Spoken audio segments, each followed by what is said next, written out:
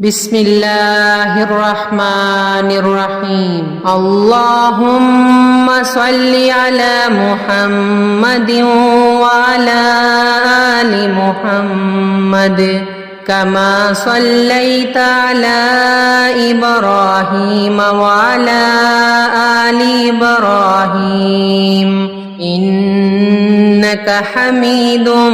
مجيد اللهم بارك على محمد وعلى آل محمد كما باركت على إبراهيم وعلى آل إبراهيم إنك حميد مجيد بسم الله الرحمن الرحيم الحمد لله الذي أنزل على عبده الكتاب ولم يجعل له عوجا قيما لينذر بأسا شديدا من لدنه ويبشر المؤمنين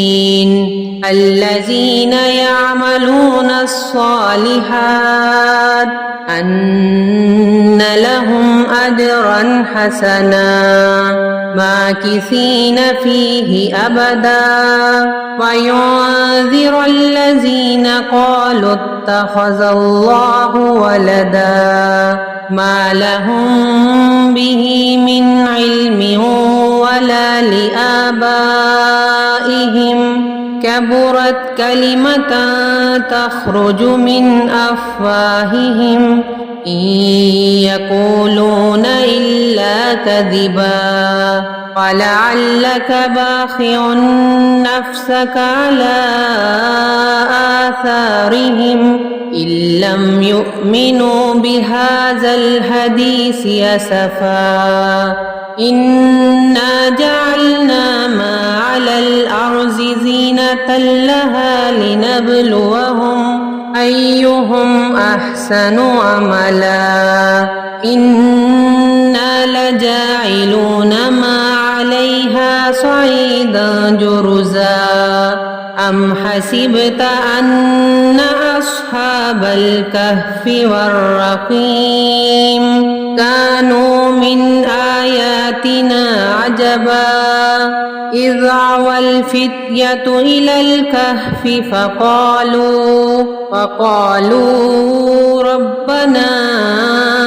آتنا من لدنك رحمة وهيئ لنا من أمرنا رشدا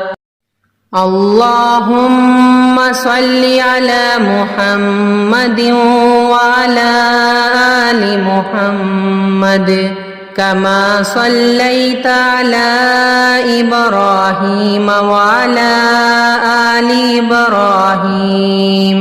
إنك حميد مجيد اللهم بارك على محمد وعلى آل محمد كما باركت على إبراهيم وعلى آل إبراهيم إنك حميد مجيد